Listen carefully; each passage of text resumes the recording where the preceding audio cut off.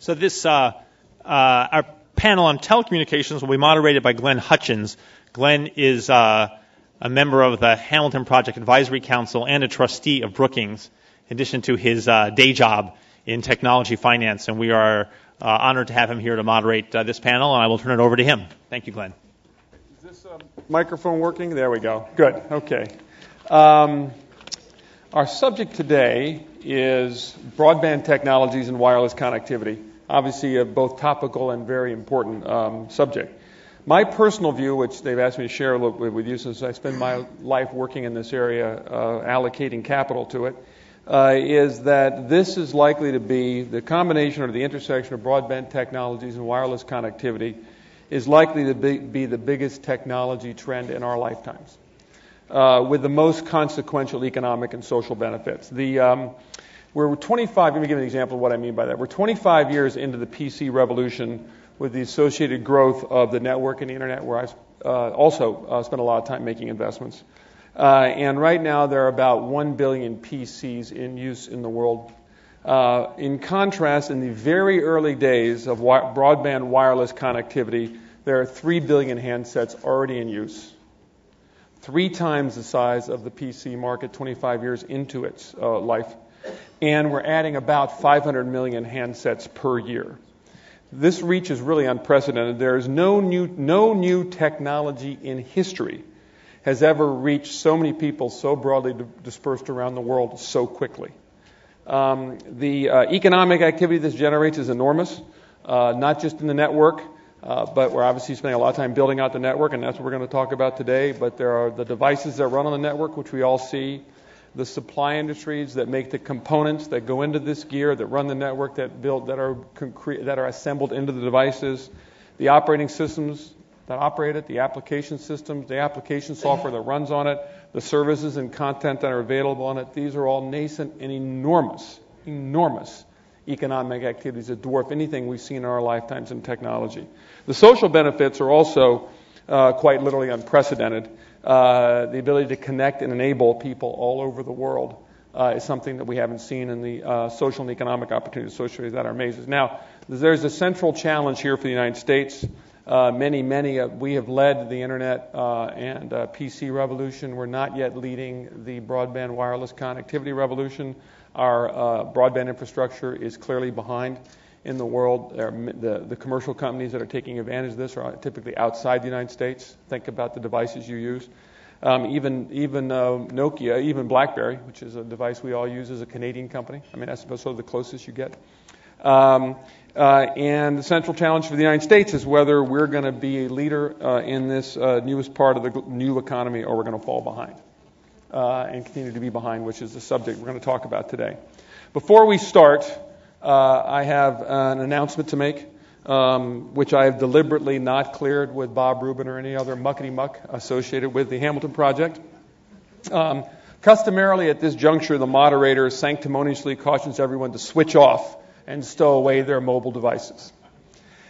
This futile effort to create what I call an unconnected Luddite oasis serves for many of us as an invitation to subversion as we furtively work our BlackBerries all through the session. So today I'd like to make a radical gesture and announce for this session that use of wireless devices is mandatory. So bring your BlackBerry out of the shadows, expose it to the sunlight. I recommend Brick Breaker to alleviate some of the tedium today. Connect your PC to the Brookings wireless network and take notes on it during the session. Surf the web on your 3G iPhone. Check out Obama's international tour on the VCast service on your Verizon cell phone. And today, for a brief time, we can strike a blow for wireless freedom and let 1,000 devices bloom. Okay? We're going to have 3 presentations today, 2 by papers by illustrious academics who are sitting on the other side of me, and one, and then response from someone who's been very involved in the public policy and private markets associated with this. And I'll introduce each of our speakers as they go to the podium today. So our first speaker is John Peha, who will, I assume I got the pronunciation of your last name right, good enough, whose paper on the untapped promise of wireless spectrum he's going to speak about. John is Sorry? That's not John's paper, so I'm not sure. Okay, no, so I'm sorry, did I get Bill's the... paper. Oh, yeah, I'm sorry. John's paper's on bringing broadband to underserved communities. Pardon me. John is the Associate Director of the Center for Wireless and Broadband Networking at Carnegie Mellon, professor in the Department of Engineering and Public Policy and the Department of Electrical and Computer Engineering. His research spans technology and policy issues of telecommunications networks. He has also spent a fair amount of time in the public policy arena working in Congress on telecom and e-commerce issues. And interestingly enough, has also been the chief technology officer for several high-tech startups, following, I think, earlier experience at some of the most important research organizations in this country, SRI International, Bell Labs, and Microsoft. So we're truly very, very pleased to have him today to talk about bringing broadband to underserved communities. Thank you.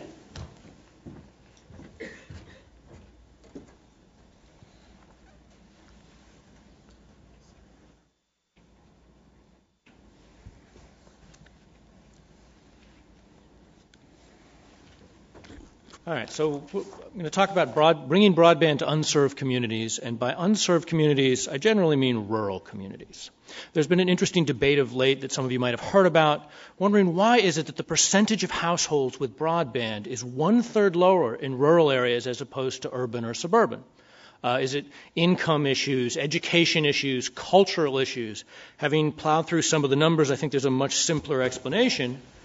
Roughly 1/3 of rural households simply cannot get access to broadband at any price. The infrastructure simply isn't there. And the disparity is actually growing. Some urban areas are getting the next generation of broadband, fiber to the home, great stuff, while some rural communities wait for 1990s technology to reach them.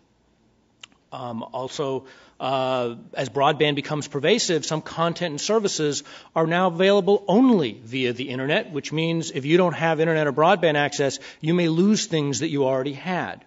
So, and the problem here is also not just limited to rural internet users. It affects other people's too, which is why this is a market failure. Entire rural communities can be put at a disadvantage. The governor talked about job and economic impacts of broadband. It also has an effect on housing prices. And urban users can be affected. I can't video conference with some of my colleagues who are in rural areas. E-commerce sites can't sell products very easily to them. So, the question is what we're going to do about this. There's no single policy that's likely to change everything, but I think a suite of interrelated policies might make a difference. And part of that has got to be spectrum reform. If you were going to build an entirely new broadband system for a rural area, it would certainly be wireless technology. And if you're going to do that, you need enough spectrum, and not just any spectrum. You need spectrum with rules that are conducive to low-cost rural broadband. Lots of ways we could provide more spectrum. I think one of them is to tap into what is currently federal government spectrum. The federal government is the largest user, or I really should say the largest holder of spectrum in this country by far. And a lot of it is used inefficiently. I would argue the first step towards releasing some of that is to do an inventory of federal use, and for the first time, make that inventory public so we can look for opportunities. You might be able to get some spectrum in the so-called white space in the TV bands and make that available for rural broadband, as opposed to making it all available for, say, low-power consumer devices, which seems to be the path we're on at the moment. You might also be able to get some public safety spectrum by using that spectrum much more efficiently, by developing systems that serve much larger areas than, say, a municipality. That would save spectrum, and by the way, it would also save lives and save taxpayer dollars. So freeing up some spectrum, I think, will help win some communities. Others are actually going to need some subsidies. And I would argue that the subsidies ought to be focused on the one-time cost of infrastructure expansion. Note that is exactly the opposite of what we do in the telephone world, where universal service policies subsidize ongoing monthly costs. So you can't just throw broadband into existing universal service policy. I think a new approach that might be more effective is to establish a flexible system of tradable obligations. So an obligation consists of two separate components. There's a milestone, which, for example, give broadband access to 1,000 homes in this region, and a deadline, which says by January 1st, you must meet some milestone, don't care which one, and let the providers mix and match.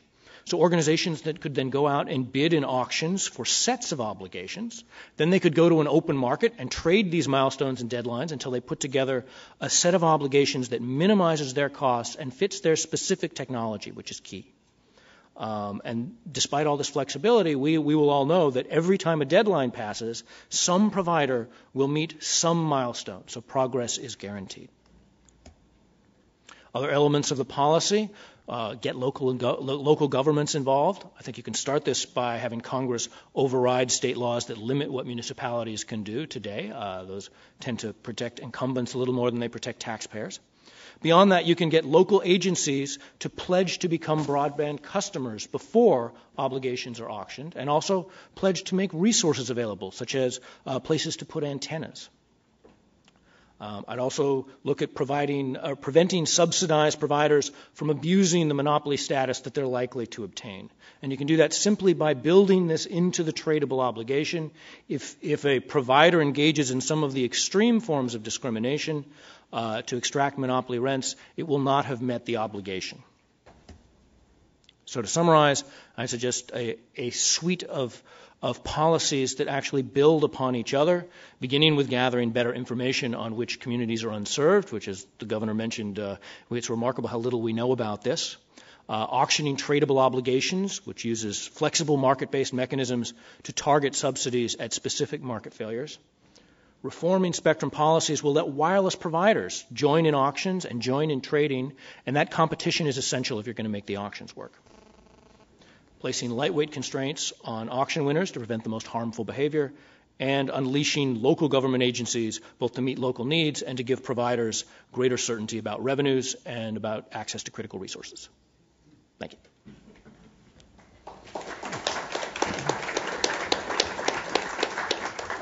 Thank you, John. Well done. Our next... Whoa. You're connected there. There we go. Another argument for wireless. Our next speaker is Phil Weiser. Phil is a professor of law and telecommunications at the University of Colorado. He's been a profound thinker in the field we're dealing with today. He founded the Journal on Telecommunications and High Technology Law. He's also co-authored two very important books, Digital Crossroads and the textbook on telecommunications law and policy. He has also had a tremendous public policy experience, starting, interesting enough, at the Supreme Court, where he clerked for Byron White and Ruth Ginsburg, but later as senior counsel to the Assistant Attorney General in charge of antitrust, focusing on telecommunications matters. Phil, thank you for joining us today. Thank you, Glenn. And I have to say, my day was made when Governor Kane referred to people kvetching. And with that, I'd like to take the Yiddish tradition and say a few words before I speak. The first point is to connect the two parts of the panel, that is the telecom infrastructure and physical infrastructure. And Governor Kane already anticipated this very nicely. A recent study showed using broadband for telework can cut down on energy consumption by 15%. That is a phenomenal savings that comes from ubiquitous broadband deployment. Sure. That only is a drop in the bucket of the type of high-powered economic activity that can happen. Thomas Friedman of the World is Flat fame says you need two things as a state to succeed. You need smart people and you need broadband. And if you lack both of those two things, you're in trouble. Now, having higher education can help you with the smart people. You probably need an airport too, but most states have an airport. They don't all have enough smart people, geeks, entrepreneurs, and they often don't have enough broadband. I also think Glenn's point is absolutely on the money. The fundamental technological transformation around broadband and wireless is revolutionary. We did a lot in this country with roads and with cars. That was an incredibly important industrial revolution. Airplanes and the whole aerospace industry was another one. But what we're going to see in the internet and with technologies that are yet to be developed is going to blow people's socks off. Yet, we had former Secretary Summers here talking about infrastructure, and unless I missed it, he didn't mention a word about wireless spectrum or broadband because it is difficult for people to understand, it's elusive, and as a result, it gets lost in the policy debate, and it doesn't get focused on. And thus, The status quo, often which leaves some people without, is hard to shake free of. So the status quo won't remain the status quo forever, particularly because young people are going to demand more and better broadband and wireless-enabled devices. You can look at these curves and then look at what people are doing with these devices. The demand for bandwidth when you take and send pictures, when you have real-time messaging, et cetera, watching videos, that's only going to go up. Now, obviously for some people, it's still a phone. But for most people, and I'd echo Glenn's remarks and say, you can email me now your instant comments on my talk if you're so inclined. This is a lot more than that. So in the United States, we spend a lot of money, around $150 million a year, measuring, monitoring agricultural products, a lot of which is focused on corn. We spend almost nothing measuring and monitoring spectrum. That is a public policy that is, to my mind, very misguided, where our priorities and focus is there. Now, on broadband, as Governor Kane said and John repeated, there's an effort to measure where we have broadband. That's starting to happen. Spectrum, however, there is extraordinarily little focus on what is being used, as opposed to corn, where there's a lot of focus on how it's being used. But in terms of the importance of our economy, corn is certainly important. But I'd suggest that our future is going to be premised even more on spectrum. Some people may know what this number is. This is what, if you ask most people in Congress, what do you know or think about spectrum, the answer is. $19 billion is approximately the amount of money from the recent auction. That, in effect, dominates a lot of congressional thinking about what spectrum is. The problem is twofold here. If this is how much money was spent, much of it by well-heeled companies, that means there is an extraordinary demand for access to spectrum. Nonetheless, our public policies are not focused on how to free up more spectrum, meaning lots of people who could do good things with those spectrum don't have ability to get wireless licenses. So why does that matter? T-Mobile was the trailer in terms of a company getting out its third-generation wireless device. Why were they last? Because they are spectrum-starved. Now, they are actually, in some sense, a maverick company who likes to try and do new things. They have a Wi-Fi dual-mode cell phone, for example. They were the first to embrace the Palm, then I guess it was Handspring, but now Palm Trio. But without enough spectrum, they can't bring these disruptive technologies to the market. They can't help prices become lower. They can't help advance competition. Thus, we all, as consumers, pay a big price by not having more spectrum out there. In theory, the spectrum is all allocated and assigned. The different colors reflect the different uses. It's probably too small on this map, but you see the top one here, that blue, that's a lot of broadcast spectrum. I'll come back to that. In practice, and by the way, here the blue area is a spectrum that's not being used. This was taken in the UK, a swath of spectrum. Most spectrum is not used at any given time. This is over a 24-hour interval, and the blue means it's not being used at all during that time. So this is a huge conundrum and a challenge for us. We have lots of spectrum in theory. In practice, lots of it's not being used. What do we do about this? How do we get more spectrum out there? Well, the first thing is we have to recognize the principle, this is really important. This needs to be a high priority for policymakers. That is largely unappreciated. Again, the focus is we have wireless spectrum auctions, we get money. That's really only the tip of the iceberg. It's not about that. It's about getting these new technologies into the marketplace. So we need to get a lot more measurements, monitoring, and leasing going on. I agree with John 100%. The federal government's use has to be much better measured and monitored. There's an initiative underway which, if it's implemented properly, could have a real impact, which is tell government agencies there's a shadow price for your spectrum. It's worth money. You have to value it based on its real money, and if you can't, then you need to let it go. That's enormously important. Also, for private people who have spectrum licenses, if you're not using it, get that information out there, force them to justify why are you holding on to this license. A lot of times, it's inertia.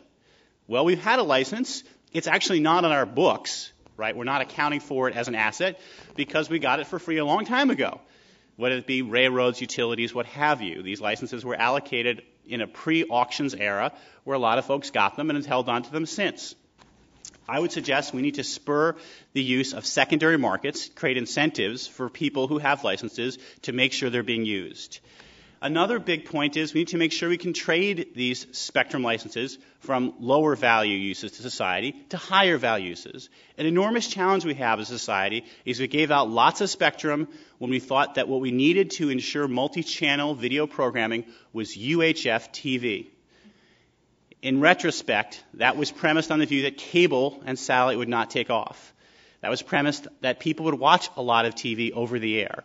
So there's huge swaths of spectrum dedicated to UHF broadcasting.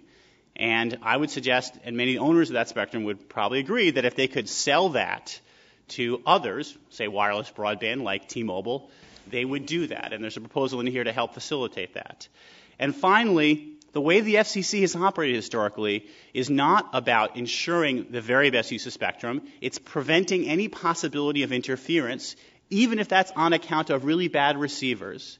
And that ignores that technology has advanced now so that we can manage interference much better than ever before. But yet the FCC's regime is still premised on preventing the possibility of interference. And again, as I detail, that has to change. So what if we don't do anything? Well, guess what? Others around the world are. In fact, in 2002, there was an effort by the FCC one of several efforts that have happened, but the most recent, to really focus the attention and possibility on spectrum policy reform. That effort essentially has sort of sunset and isn't happening. Meanwhile, Ofcom in Europe has taken off, and they're pushing this aggressively, as are other countries, because they see this as an asset. They want to get the benefit of this wireless infrastructure, and if we don't, it's only going to hurt us internationally in terms of our competitiveness. I look forward to your questions later.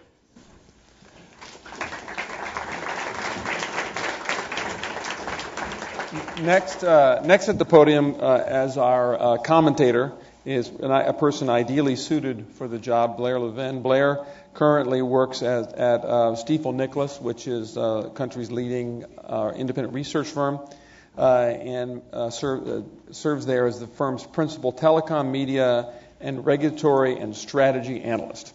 It's a mouthful. Prior to that, he was a chief of staff at the Federal Communications Commission during the Clinton administration, which you all remember was a very, very active and productive time there. He was and played a very important role, generally known as the sixth commissioner. And during that time period, the FCC oversaw, with Blair's active involvement, the historic 1996 Telecommunications Reform Act, the first spectrum auctions. So remember that actually didn't begin until early on in the Clinton administration.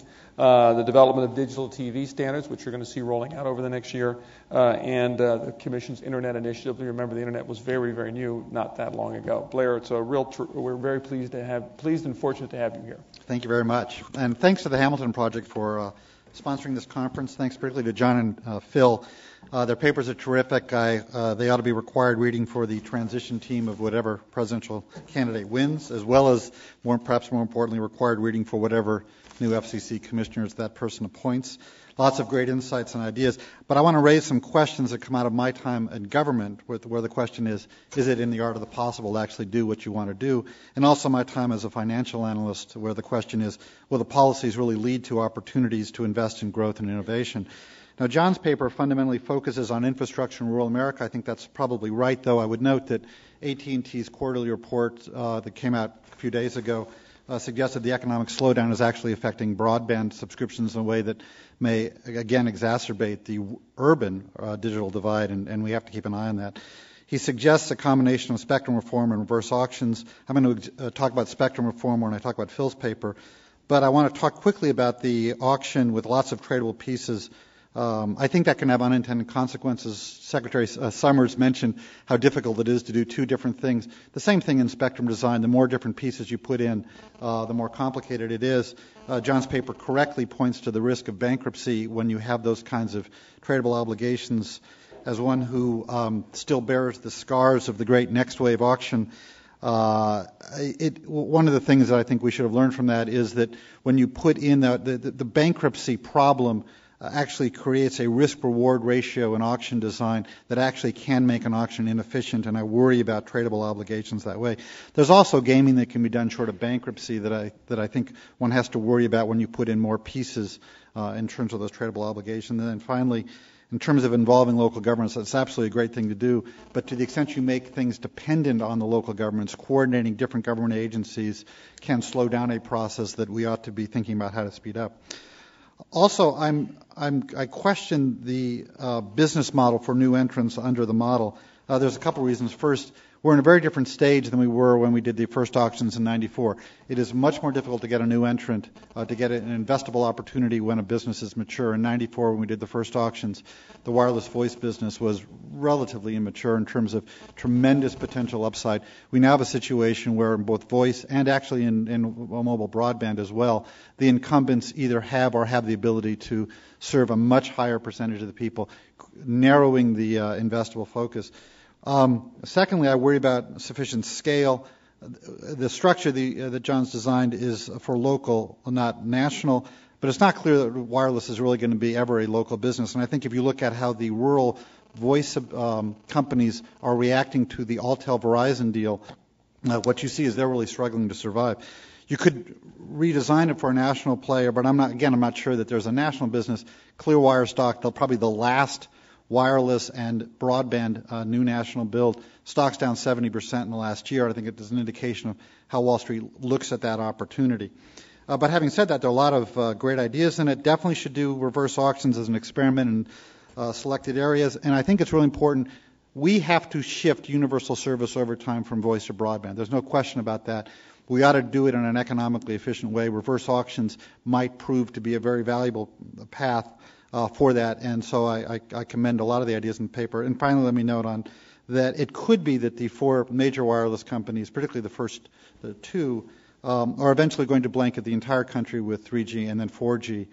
This is out a few years, but they have just gotten the spectrum that really allows them to do that. Unlike in some other places, they really have an incentive to invest in rural America with broadband because they're not competing against their existing providers as much. And if that's true, then the question really will be whether 4G competes with wireline broadband sufficiently to narrow the urban-rural divide. But that's a high-class problem to have. Hopefully that's the problem that we have. But it may be that there are private market solutions down the road because of the new availability of spectrum. Phil, again, great paper. His focus is on leveraging untapped spectrum, which is really, really important. He focuses primarily, though, on secondary markets for privately held spectrum. Absolutely agree that it's important for the government to create essentially a register of deeds so everyone knows who controls what spectrum. In fact, I would go further and say the FCC collects a lot of data it shouldn't, doesn't collect a lot of data it should. Governor Kane mentioned measuring results, something that the FCC doesn't do effectively. It really needs to become an information-based agency for the information age. But that's another question. But at a minimum, the Register of Deeds idea is really important. They also discuss government spectrum, both John and Phil do, and the right that many have attempted to free federal spectrum and few have succeeded. But I think that is really worth being much bolder about. They focus on really how to free up private spectrum. I think the political focus ought to be on freeing up government spectrum because I think politically it's easier for a variety of reasons. And I think that one can even go further than some of the suggestions that are currently coming out of NTIA, though shadow pricing is good. You could even do a secondary auction of all government spectrum, which would really force the government to both understand the value of it, but it would allow the private sector to use the currently public spectrum more efficiently. There's a lot of insight on broadcast spectrum and FCC spectrum culture we don't have time to chat about. The only thing, again, though, is whenever you try to change the rules of spectrum that is held by private parties, you run into both political and legal problems, which is then why I think focusing on untapping the federal spectrum is more important. Which leads me to a final thought about the importance of new business models. I just want to emphasize the point Phil makes in his paper about how spectrum, and made here, about spectrum being much more valuable than merely the amount of money it brings into the federal treasury. The FCC ought to really look back and think about what policies they've had that has really driven innovation and economic growth. And there are a lot of different examples. I want to just point to one because I think it illustrates some kind of curious things. Probably the most significant policy for driving broadband penetration as a policy that had nothing to do with broadband was the Program Access Rules of the 92 Cable Act. That enabled investment in DBS, which forced the cable industry to upgrade their networks, gave them an incentive to create something which DBS couldn't do, which is two-way broadband, which then forced the phone companies to give up the rather comfortable dial-up monopoly on the internet, and then led to another cycle of investment in that. There's a lot of different lessons that can be drawn by that, but the thing that I just simply want to say is that while government often thinks about problems about how do we level the playing field for competition, in fact, cycles of innovation are driven by asymmetric kinds of innovation. And as we think about untapping, whether it be public or private spectrum, we may want to think about asymmetric models because that then forces incumbents to react in ways which really will grow the broadband pie, which in fact is the key to driving the larger economic pie. Thank you very much. Thank you, Blair. Well done. Everybody hooked up with could we get you your microphone here? It's up on the back of your chair. We should at least in this panel know how to use the technology. I want to give a chance for our two authors to respond to some comments if they'd like, and then move into discussion. John, you first. Sure. Well, one of your comments is you worried about broadband as a local matter. I have no problem if one provider wanted to go to many places. But I'd argue that in the mobile world, it is very important to have a national or at least a large footprint because otherwise you have to negotiate roaming agreements with everybody. This could be fixed broadband wireless, and there are actually some pretty good models which are local. So I would expect to see both small local players and much larger ones trying, at least I hope, trying to come into the party. More fundamentally, you said you liked reverse auctions, but you worried a little about the complexity, which is the tradable obligation. Of the tradable obligations. Right. Perfectly valid point. Getting all of the details right is going to take some work. But on the other hand, what I've mostly heard is reverse auctions in a very simple way with very rigid requirements. And I worry a lot about that. I think when you define fairly rigid requirements, you will often find yourself where only the cable company can bid or only the phone company can bid, and an auction with one player does not work very well, and that's happened in a lot of other countries. So I think we have to introduce flexibility, whether you think I've got it right or maybe it needs to be adjusting, we can discuss. I'd actually love to see a trial with flexible approach to get this started. I'll stop there. Bill? So I love Blair's comments, very sort of on the money as always. I would say three things based on them. The ability of the FCC to be an information age agency and not one built to the New Deal is another enormous challenge that Congress did not really wrestle with in the 96 Act, and the agency itself has made gestures at, but hasn't really struggled with. And three things that the FCC has to, in my mind, come to grips with. Number one is, as Blair said, how do you deal with getting information and sharing with the public in an effective fashion? And with respect to spectrum, right now, if you want to take spectrum licenses and try to connect that to Google Maps, for example, or have someone get access to it and mash up the data, you can't do it. There's a great paper by Ed Felton out there that talks about the opportunity to use government data more effectively in this fashion, and a nice article on her blog by Cynthia Broomfield about how the FCC is the worst communicator in Washington. So that's one thing to be mindful about. Number two, Blair's other point, the FCC can learn a lot from the Federal Trade Commission, having retrospectives about what initiatives they've done that have worked well and what initiatives have not worked so well. There's a lot to learn from that as more of an ongoing reassessment process that isn't part of its DNA. And the third, and in some sense the most challenging, is can it act as an enforcement agency who determines matters after the fact and not merely tries to prevent bad things from ever happening. If you try to prevent bad things from ever happening, the possibility of bad things like interference and spectrum, you also prevent a lot of good things from happening.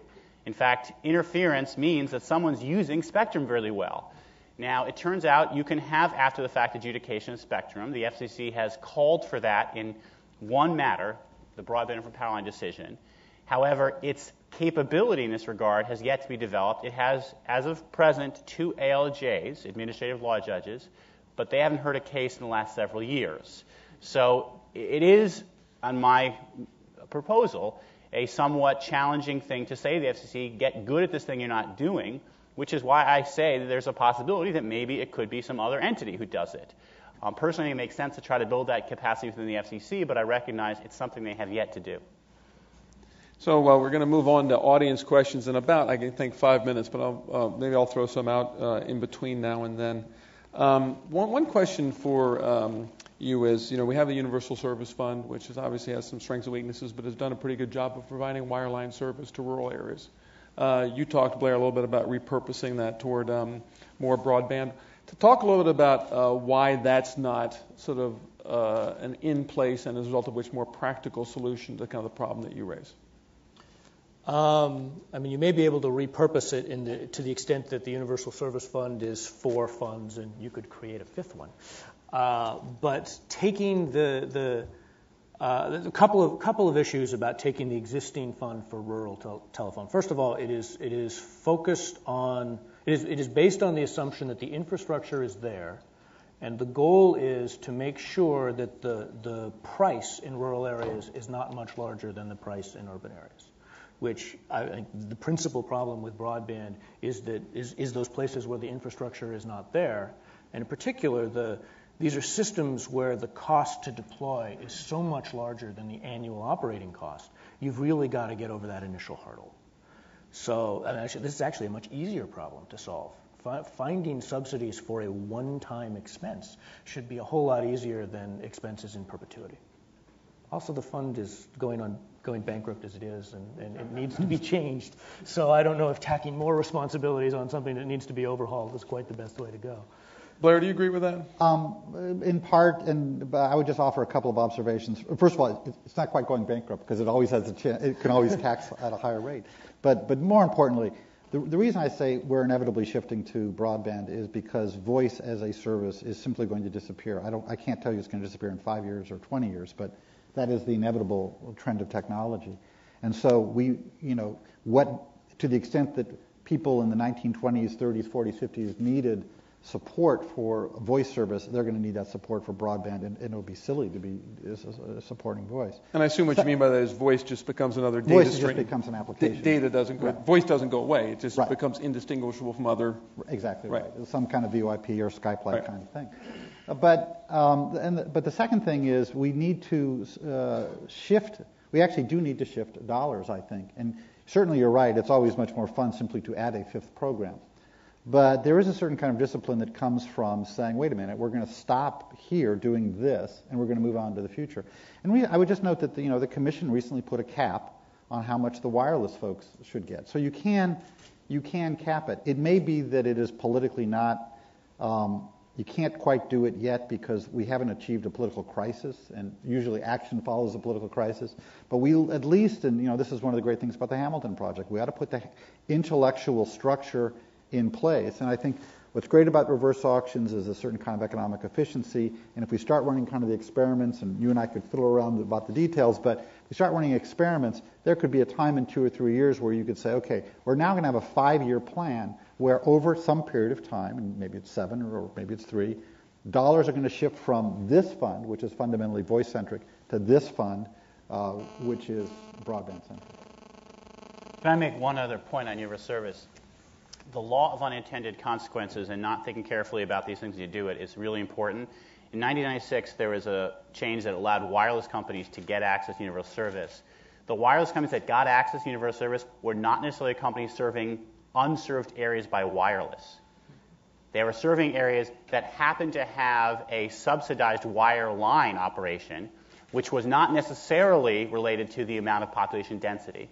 So when you start your new program, it's really important to think carefully about it and not necessarily just adopt some other legacy model, which then leads you down unintentional paths. That's a virtue of John's paper, and I just have to underscore the idea of having a front-end fixed amount you give someone to build infrastructure, and then that's it, is a very different model than we've traditionally done universal service. Interesting. Phil, you talk in your paper a little bit about buffer spectrum, I think is the term that's used. Guard bands. Guard bands. And you think that that's sounds like an unusually conservative policy in your view on the part of the FCC to keep things apart. So I wonder if you could expand a little bit more on that. How much guard band or buffer spectrum is there? What kind of real risk is there of interference? How would we experience that as consumers if we took that risk? Why is the FCC not prepared to take the risk, et cetera? Because it sounds like there's a lot of efficiencies in the spectrum. I think you've asked at least 3 questions there, right. And when you apply it to the complexity, it actually multiplies. So I'll try not to take up too much time. Guard bands are used in most and many cases as an interference mitigation strategy. They're often used by the FCC, sort of put on top of the parties, superimposed. Parties could, in theory, use their own guard bands for their own spectrum, but many times the FCC says, we're going to build it into the mix. That's particularly true in TV broadcasting. There's a lot of guard band spectrum used there. And one of the parts of the proposal I outlined is if you can get companies to say, I'm going to give up my UHF spectrum, let it go to other uses, and you have a number of people putting that UHF spectrum into the till, you can then take those guard bands and readjust that equation and get a lot more bang for your buck. In effect, taking these slices and packing them differently.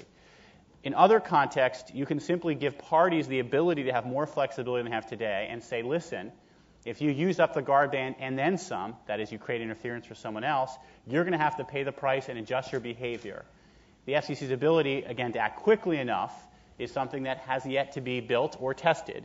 And the reason the FCC hasn't made the move that you asked is because their DNA has been not to do that, and obviously parties whose spectrum could be interfered with don't want them to do that. So I would say it's not totally an accident that the first victim of a spectrum regime that would allow after-the-fact complaints are ham radio operators, not the most politically powerful group. However, the principle being established in that context, which I think is there being done reasonably well, is that you can have people on notice of potential interference who then have to monitor for it and have to quickly address it if anything problematic should happen. My sense is these devices are getting better and better at interference mitigation, and thus, if this is done soundly and as, I think that's what happened exactly. Right.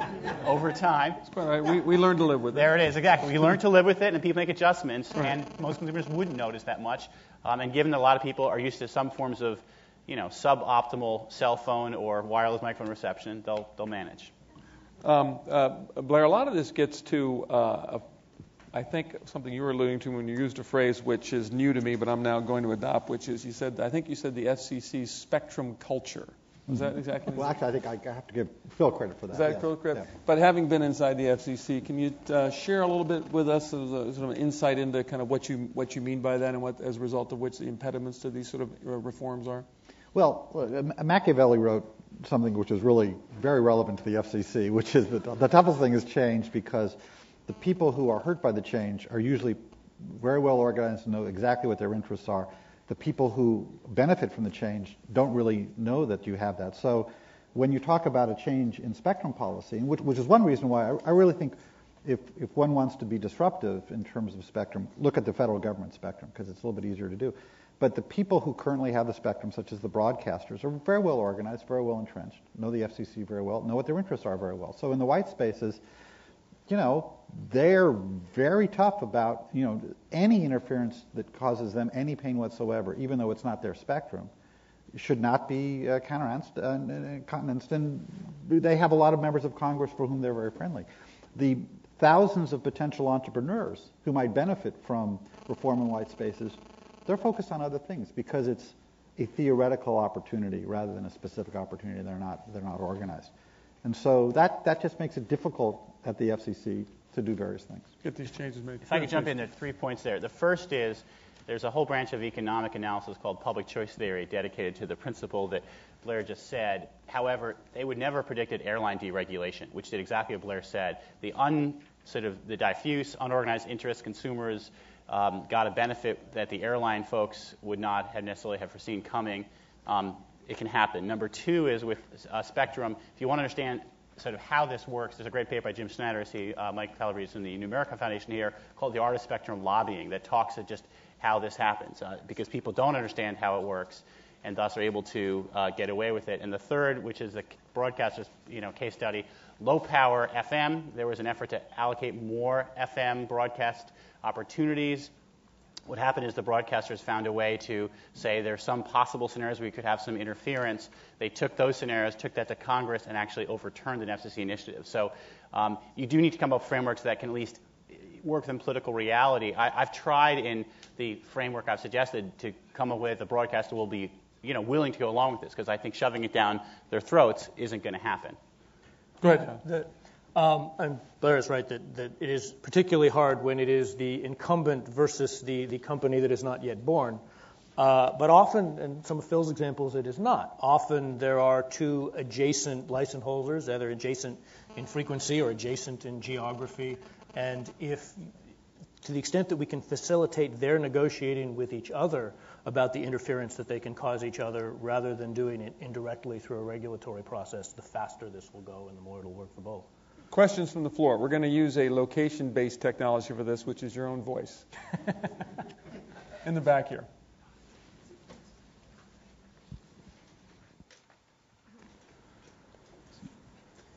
Thank you. Rob Colorina of the Asian American Chamber. The question relates to convenience and competitiveness. I was curious as to, do you feel that American consumers have enough of a vehicle to voice their convenience preferences towards the industry? And then from a competitiveness perspective, it might be interesting, Glenn, to hear your perspective on how the U.S. takes lessons from places like Scandinavia or Singapore as to the adoption of broadband or wireless or the like. Anybody want to answer?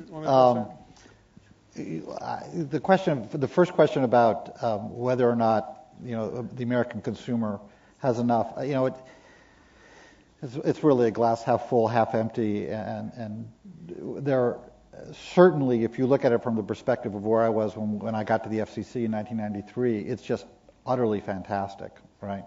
But then if you look, as you suggest, to other countries, maybe not so much. So I don't know.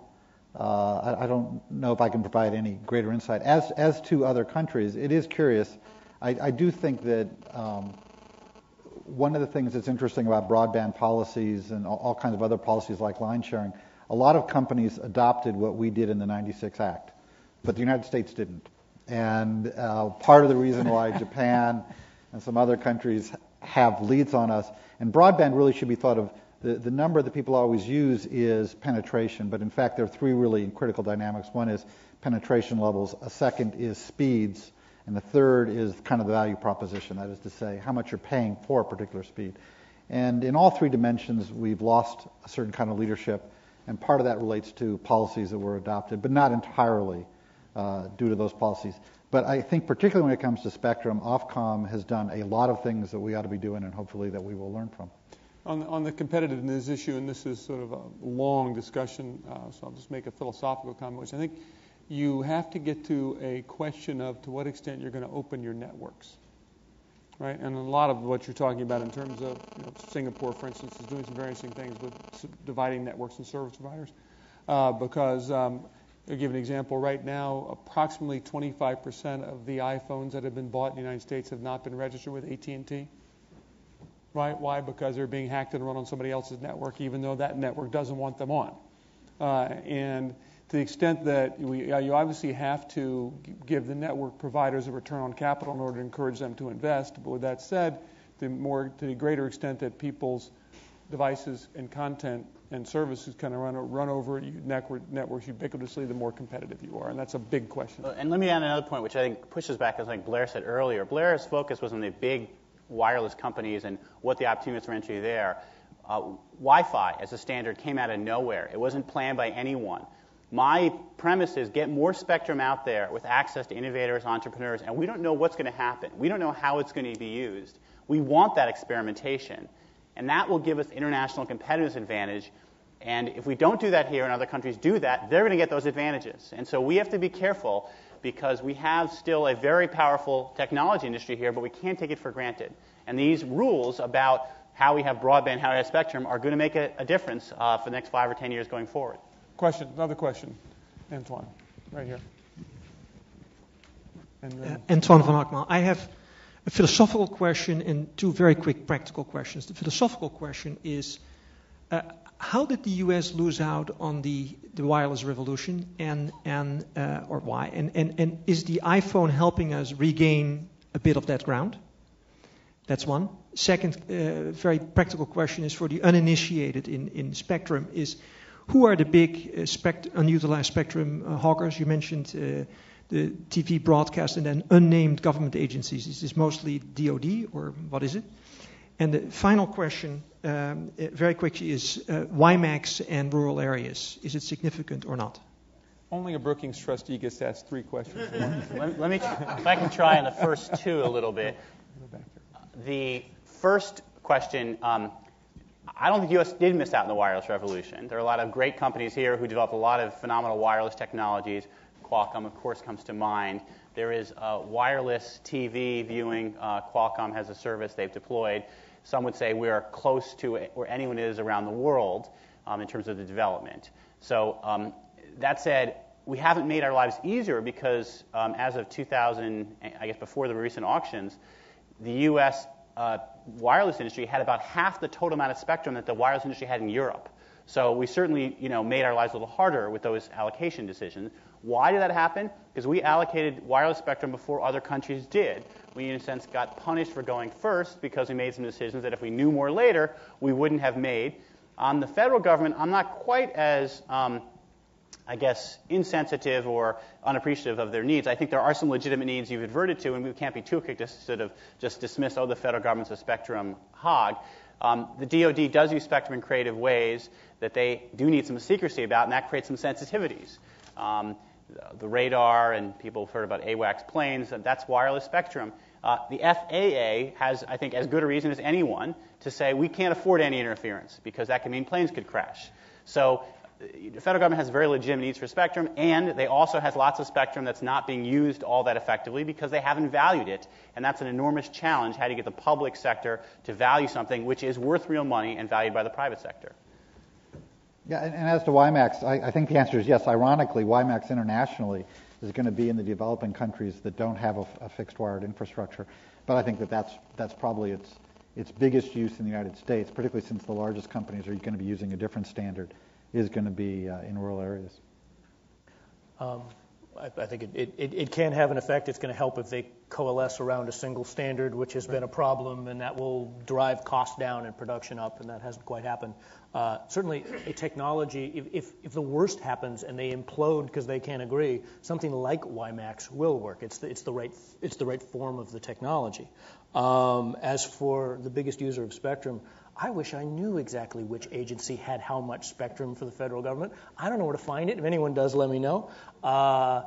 But, I mean, anecdotally, I know that there are, I know of specific examples of people that need, or organizations that need spectrum in one narrow part of the country, and they have nationwide licenses, for example. I mean, it's easy to find anecdotes of problems, but what we need is a systematic study, and then, I mean, if they were under 1,000th the pressure that the FCC was under to free up spectrum, which they would be once we knew what was going on, then progress would be rapid, with exceptions for intelligence and defense, I agree. So we have time for one last question right here. Hi, I'm Dick Mudge from Delcan Corporation. I think it's great to have a panel on telecommunications infrastructure, and I say that as someone who comes from the dirt-pushing side of infrastructure.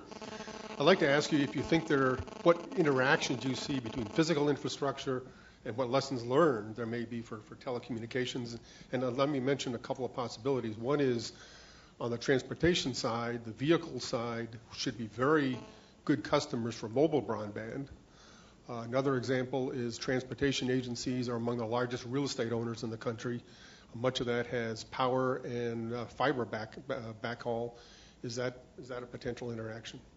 A couple things. First is federal, state, and local governments could learn something about infrastructure by thinking about telecom as infrastructure. They shouldn't think of it as a piggy bank. All too often they hear rights of way, they think, oh, that's easy cash for us. They don't think that's economic development. So they need to be more proactively, we want your towers, we want your fiber, and they need to say, we have fiber, we want to be able to lease it to you to help provide this infrastructure that in some case can substitute for physical infrastructure and make life easier. The types of convergence you suggest is a rich area of where you get the integration of the two. It comes to mind with these sort of crash notifications by like OnStar and the like. There are lots of these technologies that wireless broadband or even wireless at lower bit rates can enable, and I think we're going to see more and more of that. I would just note, my understanding is China is building like about 20 cities that just serve 20 million people or something like that, and that in the infrastructure that they're building, that these are the people who are moving from the rural areas, and in the next 10 years, the transportation, the electrical, and the telecommunications infrastructure is all being built simultaneously. It's going to far surpass anything that we're going to do. It creates an enormous competition issue for us.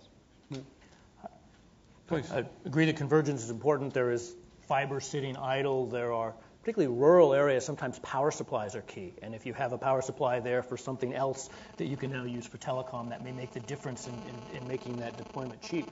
But also, being a large customer, I actually did a study for one city that was looking at deploying a municipal Wi-Fi system. It turns out that that particular city didn't have obvious uses of it, but lots of other cities that have been very successful have been so because their school bus fleet, their snow plows, their parking meters, all could be integrated with the communication system, and the savings, in effect, paid for a large amount of the investment. Thank you. On behalf of the Hamilton Project and Brookings, I'd like to thank Phil and John and Blair for sharing their time and expertise with us today. Well done. Thank you.